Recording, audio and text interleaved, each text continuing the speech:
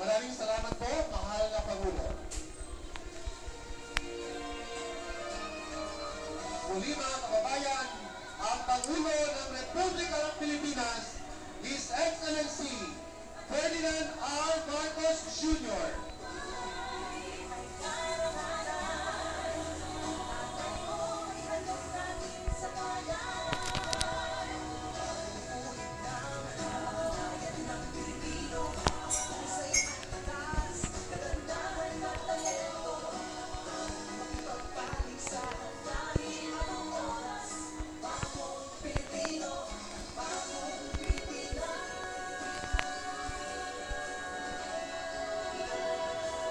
Kumain na po tayong kaupo.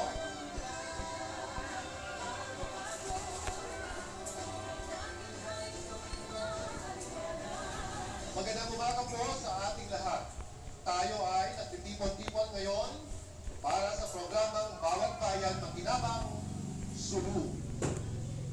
Para sa panimulang bahagi ng ating programa, tinatawagan natin si Sulu Governor Abdussakur Eitan II para sa kanyang pamungad na talumpati.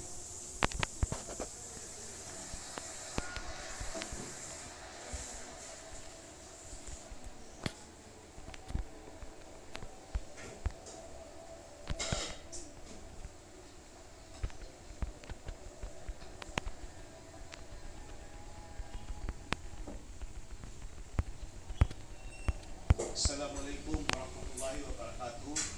Good morning to everyone.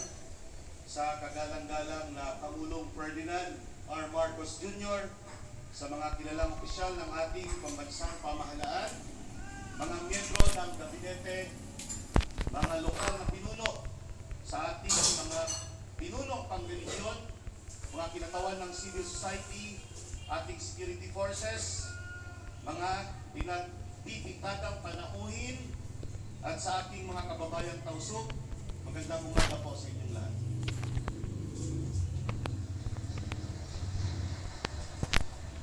Isang napakalaking karangalan at pribilehyo ang tanggapin ng ating mahal na Pangulo, Ferdinand Romualdez Marcos Jr. dito sa lalawigan ng Sulu.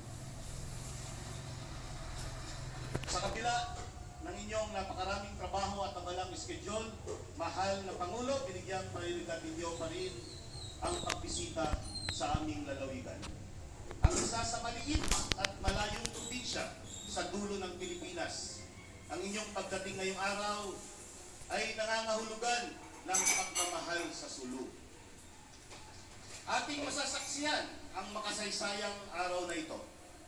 Itinataas natin ang sagisag ng kapayapaan. Ang ating pagbaba ng armas ng ating mga kababayang tausok ay isang matibay na patunay na ang karahasan ay hindi bahagi ng aming pang-araw-araw na pamumuhay. Ang mga tausok ay hindi nabubuhay para sa patuloy na pakikibaka, bagkus kami ay naghahangad ng pag-unlad at transformasyon. Ang pagbabago ito ay naganap dahil ang pambansang pamahalaan ay patuloy na naglilingkod at nagbibigay ng serbisyo at pangangailangan ng aming mga kababayang tausok. Ang tausok na yan ay hindi na katulad ng mga nagdaang panahon, sir. Ang tausok na yan ay nabubuhay ng payapa at nagsisikap at naghahangad ng kaunlaran. Mahal na Pangulo, ang programa ninyo sa amin ngayon, partikular na ang scholarship na binigay ninyo at pamamahagi ng bigas sa aming mga kababayan ay napapanahon at napakahalaga para sa mga mamamayan ng Lupakso. Katuwang ng positibong hakbang na ito, ang taong 2026 ay isang krusyal na yugto para sa amin dahil formal ng sisimulan ng Sulu ang transisyon patungong Region 9. Sa darating na taong 2027, ganap na kaming mapapabilang sa Region 9. Isang bagong kabanata na haharapin namin ng may pag-asa at kahandaan. Mahal na Pangulo, ang inyong pagbisita ay higit pa sa isang opisyal na pagdalaw. Ito ay isang malinaw na patunay na mayroong solusyon sa mga hamon aming kinakaharap, lalo na sa